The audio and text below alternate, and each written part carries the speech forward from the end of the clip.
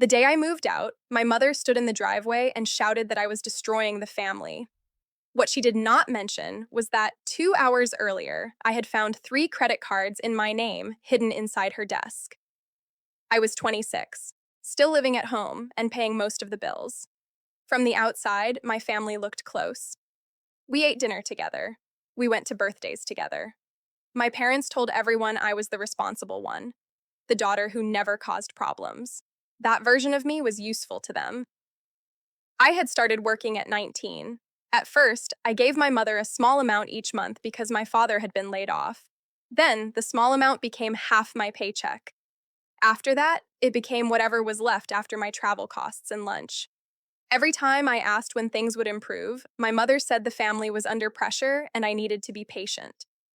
My younger brother, Daniel, did not have the same rules. He changed college courses 3 times. He bought expensive shoes. He went out every weekend. When he needed money, my parents found it. When I needed new glasses, my mother asked if I could wait another month. I noticed the unfairness, but I kept explaining it away. Daniel was younger. My parents were stressed. I had a stable job. I could handle more. Then my bank card started getting declined. The first time I was buying groceries, I checked my account and found a withdrawal of $800. My mother said she had used it for the mortgage and forgot to tell me. I was upset, but she started crying. She said I was making her feel like a thief in her own home. So I apologized. That should have been the moment I understood what was happening. It was not. Over the next year, more money disappeared. Sometimes it was a transfer, sometimes cash, sometimes a bill in my name that I had never seen. Whenever I asked questions, the conversation turned against me. My father said I was becoming selfish. Daniel said I acted like I was better than everyone because I had a full-time job. My mother would stop speaking to me for days. Then, one Friday, something changed. I came home from work and found a letter on the kitchen counter. It was from a collection agency. The name on the envelope was mine. The debt was almost $9,000. I had never used the company listed in the letter. My hands went cold. I read every line twice. Then I checked my credit report. There were 3 cards. One had been open for almost 2 years. All 3 were close to their limits. I sat on my bed staring at the screen, trying to understand how much of my life had been happening without my knowledge. And then I remembered the locked drawer in my mother's desk. She kept family documents there, birth certificates, tax papers, copies of our identification. The key was usually in her handbag. That night, while she was in the shower, I opened the drawer. The cards were inside a white envelope with my name written across the front. There were also statements, receipts, and a notebook. The notebook was the part that hurt most. My mother had written down each payment she planned to make using my salary: mortgage, Daniel's tuition, Daniel's car repair, a weekend trip my parents took for their anniversary. Besides several items, she had written, "She can cover it." I took photos of every page. Then I waited in the living room until both my parents came downstairs. I placed the cards on the table. My father looked at my mother.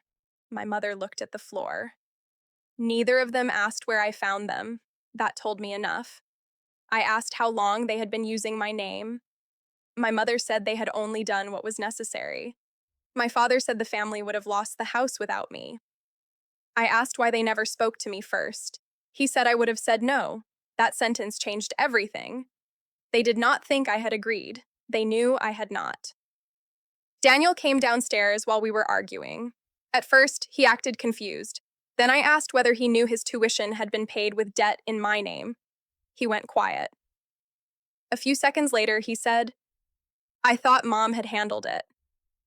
That was when I realized all 3 of them had been living more comfortably because they had placed the risk on me. I said I was leaving. My mother stepped in front of the door and told me I was overreacting.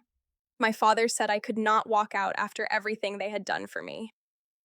I asked him to name one thing they had done that gave them the right to use my identity. He had no answer. I packed one suitcase. I took my work laptop, documents, medication, and a few clothes. I called my coworker Maya and asked if I could stay on her couch. As I carried the suitcase outside, my mother followed me. That was when she shouted that I was destroying the family. The neighbors heard her. By the next morning, relatives had started calling. My aunt said my mother had been crying all night. My cousin said I had abandoned my parents during a financial crisis. My grandmother left a message saying families make sacrifices, and I would regret turning my back on mine. No one mentioned the credit cards. No one mentioned the missing money. No one mentioned that my parents had used my name because they expected me to refuse. For weeks, I received messages from people who only knew the version my parents had given them. I stopped answering most of them. I rented a small room near work. It had one window, a broken cabinet, and barely enough space for a bed. It was still the calmest place I had lived in years. But leaving did not end the damage. The collection calls kept coming, my credit score dropped. I could not qualify for a normal apartment. I spent lunch breaks speaking with banks, filing disputes, and gathering records. Then my father sent me an email. He said the family was willing to move forward if I came home, stop the disputes, and helped create a payment plan. He wrote as if I had caused the problem. That email gave me the final piece I needed. Until then, part of me still felt guilty. I had grown up being told that good daughters help. Good daughters do not embarrass their parents. Good daughters stay quiet when the family is struggling. But the email made their position clear. They did not miss me. They missed access to me. I filed a police report. I also sent copies of the statements, the notebook pages, and my father's email to the banks. My parents found out 3 days later. My mother called from a number I did not recognize. She did not ask how I was doing.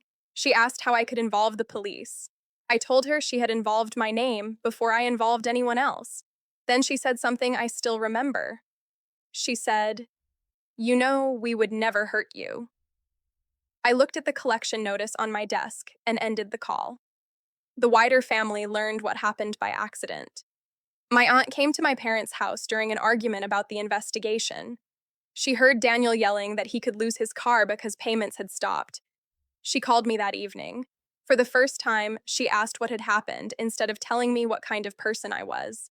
I sent her the documents. The next day, she called again. Her voice was quiet. She said my mother had told everyone I left because I did not want to help with bills. She had never mentioned the cards. After that, the calls from relatives changed. Some apologized, some said they did not know. A few still defended my parents and said reporting them was too far. I did not argue. People who wanted a softer version could keep it. I was done carrying the cost of their comfort. The bank removed 2 of the cards from my report after the investigation. The third took months longer. My parents had to enter a repayment agreement, and my father sold his second car. Daniel left college for a year and got a job. My mother told relatives that I had torn the family apart. Maybe that is still what she tells people. I have not spoken to my parents in almost 2 years. I speak to Daniel occasionally. He apologized once, but he still talks about that time like it was something that happened around him, not something he benefited from. I do not expect more from him now. My life is smaller than it was before. I watch every account. I keep my documents locked away. I still feel tense when an unknown number calls. But my paycheck stays in my account. My home is quiet, and no one gets to call my boundaries betrayal after using my name as their safety net. They blamed me for leaving because telling people what they did would have made my leaving make sense.